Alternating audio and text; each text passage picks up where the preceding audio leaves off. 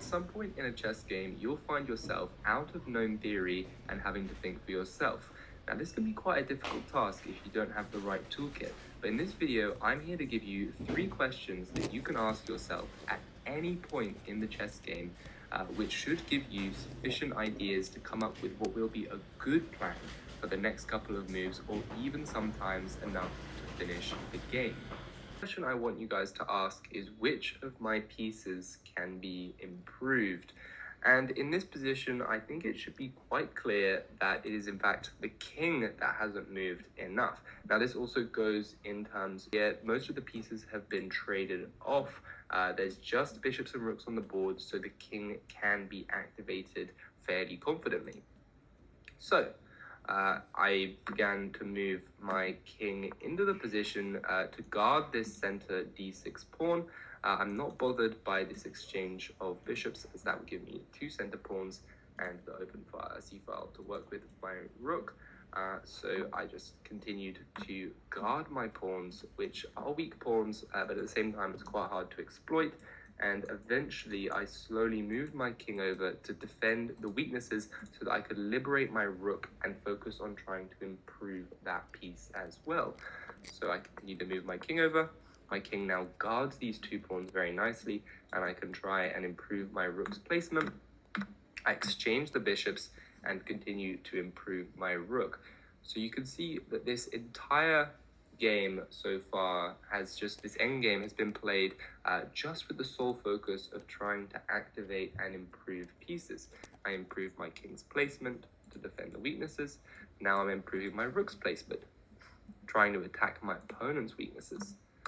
I continue to improve the rook, provoking this pawn movement. This pawn is provoked forward, and finally my opponent cracks. My rook has fully optimized over to the corner of the board and is now ready to start pressuring this pawn. My opponent guards it, but I deliver this check, and all of these weak pawns over here collapse. I just clean up, and nice and straightforward, stopping the enemy plan with this move king c7, preventing any infiltration, and my opponent resigns shortly after because my rook is just going to collect another pawn. So, in this example, we are looking for what the weakness in our opponent's camp is. This is the second essential question that you have to ask. I've already improved a couple of my pieces, but at the same time, improving pieces and attacking weaknesses can often go hand in hand. So, we should be able to identify that this e6 square is a huge weakness for black. There are no pieces defending it, and we can actually get to it in just 2 moves with the knight here very nicely. So knight to f3 and knight to g5 looks like a very clear plan. It's what I go for.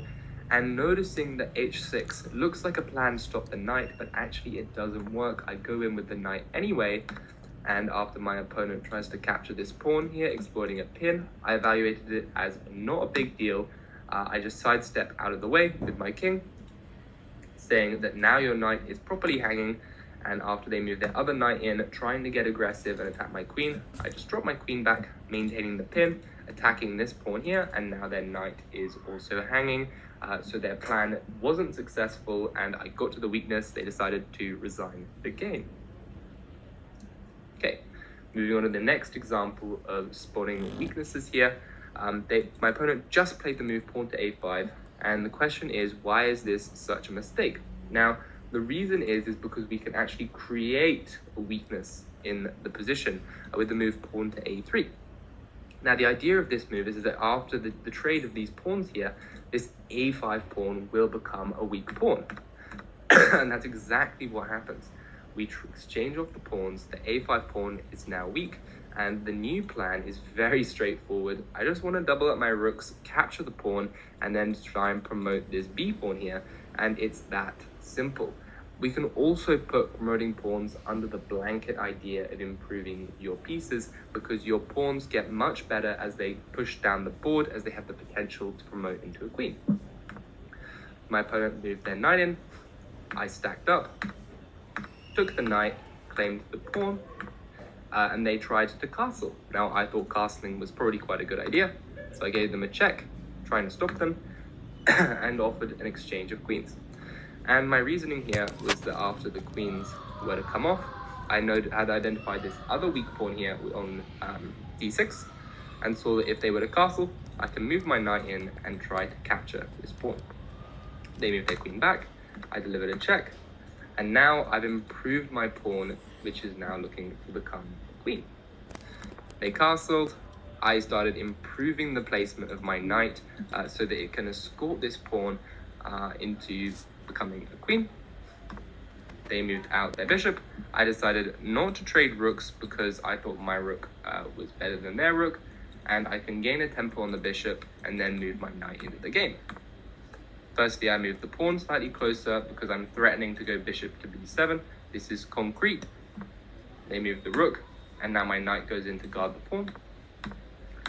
I'm just moving the rook to overprotect here, and then knight goes to d6. This is the weak square that we were talking about earlier on. Same weak square, doesn't have a pawn on it, but it doesn't matter because now we are promoting. The game ended shortly after. Now in this game, we're going to be looking at identifying the opponent's plans and whether or not they're any good. After my opponent took this pawn and I moved my rook here, they played queen c2, expecting that if I were to take this pawn, then they can deliver a check and capture my rook. Now what you have to evaluate is whether or not this is actually a good idea. Now in the game, I evaluated that it was not a good idea for them to get greedy and take this rook because of concrete calculations that there was in fact a checkmate. Now, this question of trying to evaluate your opponent's ideas is often quite concrete, but it's fairly straightforward, this example, I think, because it's literally just looking for checks and checkmates. And oftentimes your opponent's ideas won't be crazily complicated and you will be able to find them. You just have to try and think what it is that they're going for. You have to try and put yourself in their shoes and come up with what you think would be a good idea initially, and then try and prove yourself wrong. In chess, you're always trying to prove yourself wrong and come up with the best ideas for the opponent. You're not trying to put the bad ideas in your opponent's mouth, but in this case, there really isn't a whole lot better after the rook takes the pawn than this idea of going for the rook. The game is pretty much over. Finally, we're going to look at one more idea, which is my opponent clearly wanted to go pawn to b4 in this game and then plant their knight in the center. That's why they played bishop to f6, because they wanted extra support of this d4 square so that they can put their knight there. So I actually didn't think this was a good idea, so I played a4 to provoke b4, put my knight in the center, going for this exchange, and wanted to provoke them to put their knight in the middle. Now, the reason I had evaluated this plan as not good for black is not because I was going to take the knight, but because of pawn to c3, which looks like it does trap the pony, but the pony can escape to b3, although from which I can attack it and it becomes really sidelined. And then I saw this idea of improving my queen and attacking enemy weaknesses with this move queen to d3. I centralized the queen, putting it in the middle, and also attack this weak a6 pawn. There isn't really a good way to defend it. If you move your rook to the side, then tactics, bishop to b6 attacks the queen and the knight. They exchange pieces, move their queen over to c8, and I play this nice move, rook to b6, simply attacking the weaknesses yet again. This d6 pawn, you'll notice, can often become very weak in certain structures, like the Sicilian Najdorf. And as you can see, I'm attacking these two pawns. My opponent, very dejected, played bishop to d8 and resigned the game on the same move as all of their pawns are dropping off the board. So I really hope that you guys let this sink in. I'm just going to go quick summary, get the notes up. The 3 questions you need to ask. Which of my pieces can be improved? Also, how long will it take to improve them? Do I have time to do that? What are my opponent's weaknesses and how can I attack them? So often, which of my pieces can be improved and what are the opponent weaknesses go hand in hand together. You want to improve your pieces by looking to attack enemy weaknesses with those pieces. And then finally, trying to evaluate what your opponent's plans are. Now, and the reason for that is because if you know what they're going to do, you can decide whether or not it's worthwhile trying to stop it.